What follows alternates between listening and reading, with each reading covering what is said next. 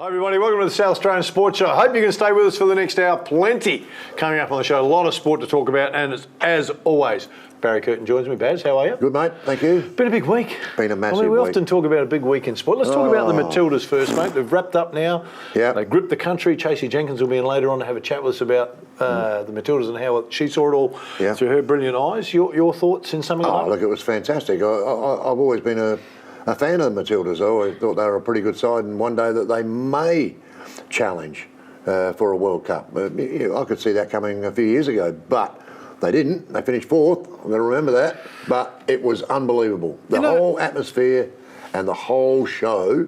It just proves another point, though, Phil, that we can put on a good show. The Australians just put on a great show again. On the world stage. On a world stage. Yep. And congrats to the Matildas. Fourth is no...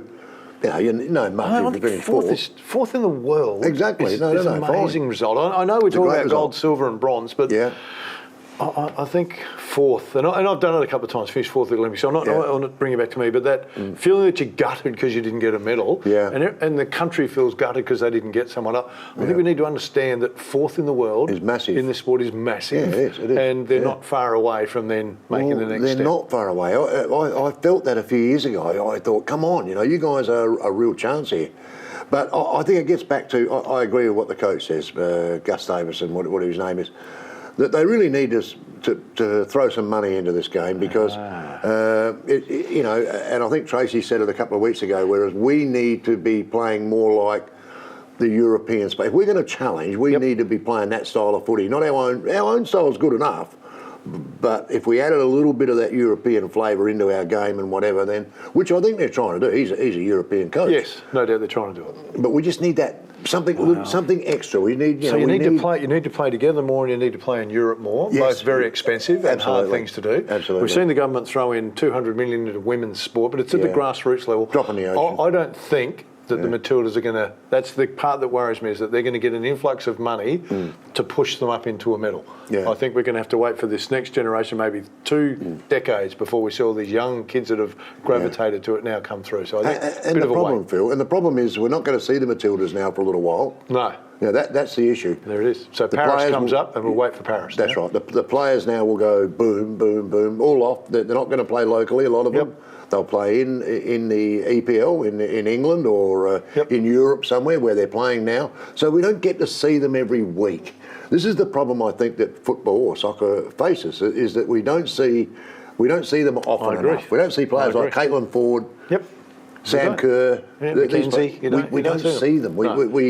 I know that Sam Kerr plays for Chelsea, but does the normal Joe follow them? I follow the girls wherever they are. I like the Matildas. Yeah. But for it to be successful in Australia, we need to see them more often.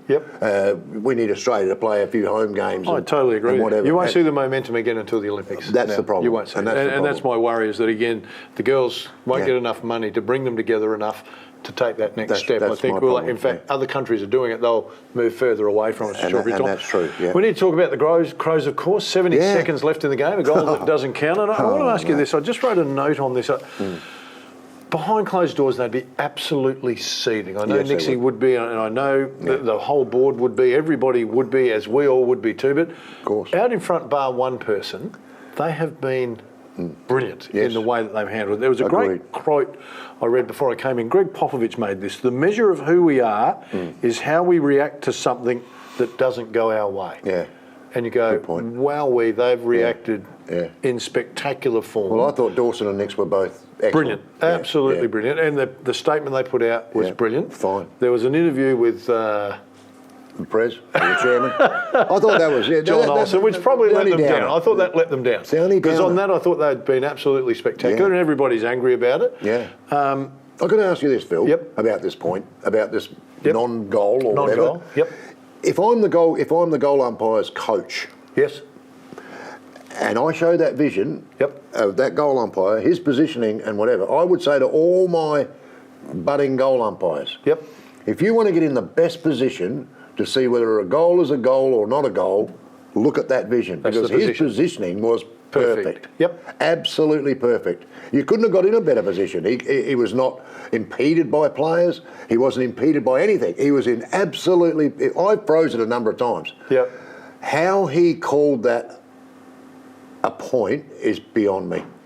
Because his positioning, mate, was if he was being jostled by a couple of big brutes in the, whoa, hang on a minute, whatever, then you could sort of say, okay, all right, he might have made a bit of an error.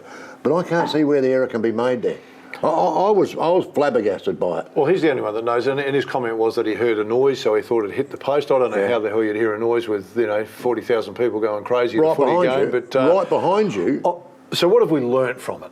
So what you've said is right. He's in the right position. He's made a mistake. So let's move on now. What have we learnt? So you go, okay, for mine, there's two things that they could look at doing. The last 2 minutes of the game, you can challenge at any stage. You've got the right as a team to challenge that call. Yeah, the captain. Yeah. Or you go, we review every goal that goes through in the last 2 minutes of the game. Mate. And you go, but to not review it, he had to be so sure that he'd heard it. So you go, but it's unbelievably expensive a chance to play in the finals. Mate, he hit his chest straight away. So, he hit his chest straight away, signalling that this is a point. Now, even I'm. He was confident in what you said. He was in the right spot. That's what he saw. That's what he heard. It was wrong. It's a hell of a mistake. Well, so there needs to be something to make sure it doesn't happen again. But have we learnt from the mistake? That's but let's not get carried away here about it's cost finals. They still have to win a game this weekend. I thought it was disrespectful to West Coast that they would come out and say that. West so let's just let that, hang on. See what happens this weekend. Exactly right. And then we may say, well, you're a bit stiff. All right, we're off and running. Stay with us. We have got plenty coming up on the show.